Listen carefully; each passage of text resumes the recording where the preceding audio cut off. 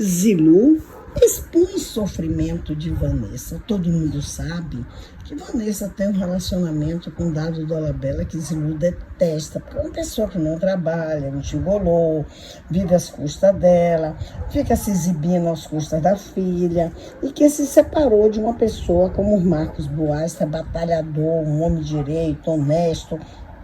Zilu diz que ela, com certeza, dentro dela, ela vive um conflito muito grande nessa situação, nessa posição que ela tomou na vida. Inclusive, Zilu sempre se preocupou, ele que já bateu em várias mulheres, se preocupou dele bater em Vanessa também.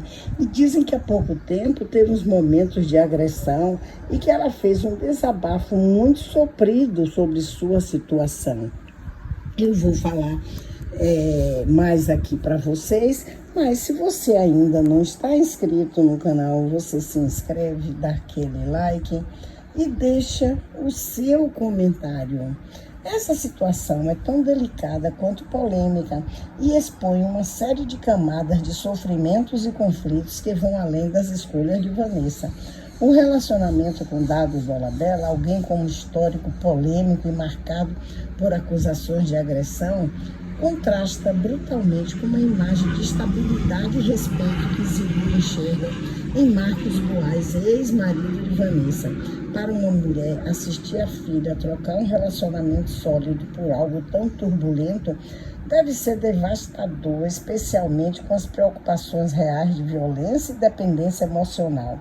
Se Vanessa realmente vive um conflito interno, como Zilu acredita, isso só reforça o peso emocional e psicológico desse vínculo.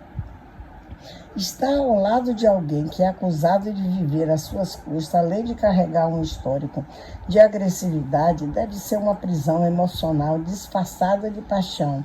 E se houve momentos de agressão, como apontam os rumores, isso agrava ainda mais a preocupação e pode ser o início de um ciclo ainda mais doloroso e perigoso. Zilu, ao expor essa angústia, demonstra não apenas o sofrimento de mãe, mas também a frustração de ver sua filha em uma situação que ela acredita ser autodestrutiva. No entanto, o que se percebe é um ciclo de escolhas que talvez Vanessa ainda não tenha força para romper. O desabafo dela pode ser um sinal de que algo está prestes a mudar, ou uma prova de que o peso dessa relação está cada vez mais insustentável. Para quem vê de fora, o mais triste é perceber que enquanto Vanessa tenta manter as aparências, o preço disso pode ser sua própria paz e segurança. Deixa aí um comentário deixa aí o seu comentário sobre isso. Eu andei um pouco sumida das redes sociais, no geral, até da vida social, e queria dividir com vocês, porque eu acho que quando a gente passa por uma situação, por um desafio grande na nossa vida, se a gente compartilha, a gente se fortalece e a gente fortalece quem tá passando por isso também. Eu sempre tive problema para dormir, de verdade, assim. Sempre tive uma vida mais vespertina, sempre fui dormir de madrugada, trabalhando também muito de madrugada. Acostumei meu corpo a dormir muito errado. E eu venho dormindo errado, e ainda mais esse ano, que foi um ano muito intenso para mim. Um ano de muito fortalecer, muita questão que eu tive que me fortalecer muito. E trabalhar muito o meu coração, os meus sentimentos, as minhas ideias. De um tempo pra cá eu vim tendo uma situação no sono que foi me incomodando e que chegou num ponto que chegou a dar um problema pra mim que realmente prejudicou. Eu não sei ainda se é uma apneia, eu vou fazer agora uma polissonografia, que é um exame do sono, porque eu vou dormir e toda vez que eu começo a dormir, eu tô cansada, exausta, eu levo uma espécie de susto, de uma falta de ar, é uma sensação de sufocamento. Então eu começo a relaxar, o meu corpo entra em sufocamento e eu acordo assustada e fico agitada aí para voltar a dormir de novo. É um trabalho, aí eu durmo e dá de novo, aí eu acordo de novo. Então, no domingo passado eu tive uma situação que fez com que eu ficasse a noite inteira acordada. Eu fui conseguir dormir só às 2 da tarde. Exausta, falando com os médicos, sem entender o que estava acontecendo, completamente assustada, porque é uma sensação de morte. E aí, isso virou uma condição, né? Então eu comecei na segunda, isso foi de domingo pra segunda. Não, desculpa, de sábado para domingo. De domingo para segunda eu também tive esses episódios, mas consegui dormir um pouco mais cedo. Olha isso, 10 da manhã. Mas olha o tempo que levei, então foi um pouco melhor. Comecei a estudar sobre apneia, que é essa obstrução, seja por causa do sistema nervoso, por causa de uma espécie de alagamento das nossas laringes e que interrompe a passagem de ar. E comecei a estudar sobre a apneia e vi que tem muita ressonância comigo, porque tem muitos sintomas que eu tenho, às vezes acordar muito cansada, de ter muitos pesadelos que tem a ver com essas apneias. Existem vários tratamentos, mas tem que saber primeiro. Só que isso é uma coisa que me assustou muito. E, obviamente, eu fiquei meio fora do ar, até para trabalhar, para fazer as coisas. E quando você é mãe, a gente se cobra muito em estar bem o tempo inteiro. Não, como assim eu vou ficar como mãe num domingo e não dormir às 2 da tarde exausta, sabe? Eu tava culpada de não ter tido as noites de sono para não estar aqui. Então, tudo mexe muito com a nossa cabeça, mexeu muito com a minha cabeça. Foram 3 dias que eu fiquei bem assustada. E a gente se questiona às vezes por que a gente vive momentos, o que eu quero dividir com vocês, contando um pouco esse relato. Muitas vezes a gente está vivendo uma situação que desafia muito a nossa paz de espírito, a nossa sanidade mental, a nossa qualidade de vida, e a gente se questiona por que eu tô vivendo isso. E eu tava muito me perguntando, né, por que esse ano tem sido tão desafiador para mim, com tantos obstáculos, tantas dificuldades, tantas coisas que me doeram profundamente e eu tô tendo que viver. Eu tava vivendo, né, esses últimos dias uma sensação de morte, sabe, uma sensação horrorosa. E eu falei, por que eu tô vivendo isso?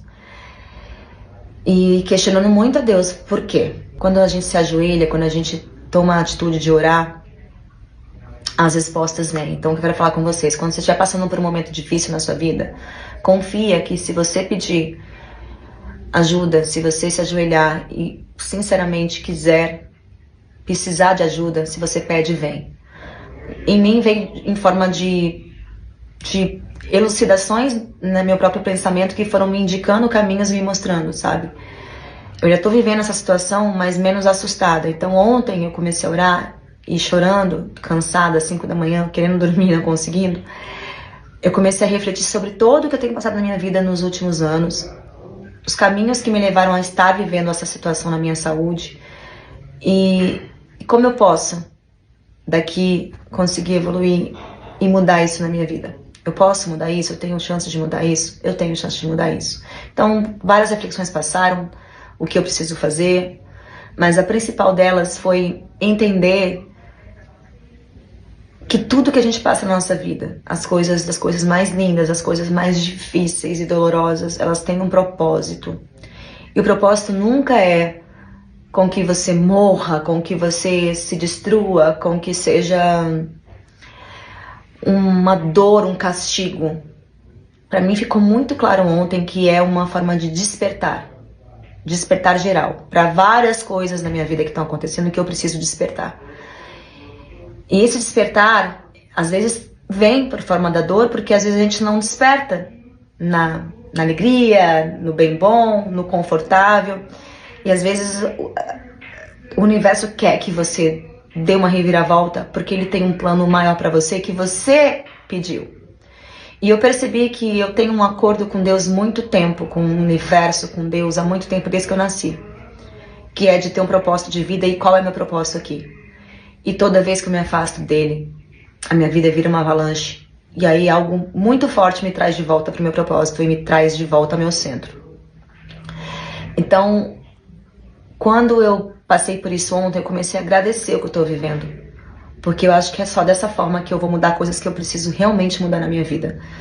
Entre as minhas escolhas, os meus hábitos, a minha forma de ver o mundo, a minha forma de agir na minha carreira, na minha vida. Né? Às vezes a gente vai só atropelando e vivendo as demandas e tudo que tem que acontecer e a gente não para ser, para viver de verdade, para realmente ser um ser presente na vida e estar aqui vivendo o nosso maior potencial, com potência mesmo. Tudo tem um tempo para acontecer, que é um trabalho às vezes de formiguinha, pouco a pouco, mas que a gente possa ter a consciência de que aquilo vem trazer a gente para outro lugar. Porque é isso que a gente veio fazer aqui, é muito além de pagar conta, de de alcançar números, quando a vida vem e parece que leva a gente numa avalanche, num tombo gigante, a gente se vê perdida, não sabe para onde cair, para onde ir. É muito importante a gente respirar, aceitar o que a gente está vivendo e tentar, dentro dessa dificuldade, enxergar para onde a gente vai e acreditar que isso não é um lugar de castigo, não é um lugar infinito e eterno. É um lugar transitório para que você tenha a chance de rever a tua vida, de reorganizar as tuas ideias, teu coração, para que você possa se moldar no ser humano que você veio para ser aqui. Eu sei que é um processo, que eu estou me curando disso e que vai passar, mas vai passar a partir do momento que eu faço a minha parte. Que eu não vou me colocar... Sabe quando você cai no fundo do poço? Você tem duas escolhas. Ficar lá se vitimizando e... Ai, por que comigo? Por que comigo? Por que comigo? Eu acho que isso faz parte. Mas logo após, não demora muito tempo para entender. Opa, eu caí aqui porque eu me coloquei aqui. E agora eu quero subir, eu quero sair disso aqui. O que eu vou fazer para isso? E a gente tem que revirar. Revirar muito.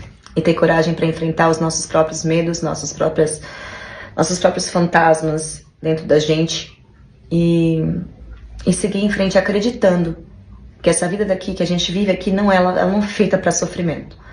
Ela é feita para a gente viver ela com plenitude, com paz, com amor, com alegrias, para compartilhar. E é isso que eu desejo para você que está passando por qualquer dificuldade, que você tenha a capacidade de olhar com muita gratidão, se cuidar com muito carinho, se perdoar, olhar para frente e falar, ok, agradeço isso que me aconteceu, tá sendo difícil, mas eu vou conseguir ultrapassar tudo isso, enfrentar tudo isso e ir para a nova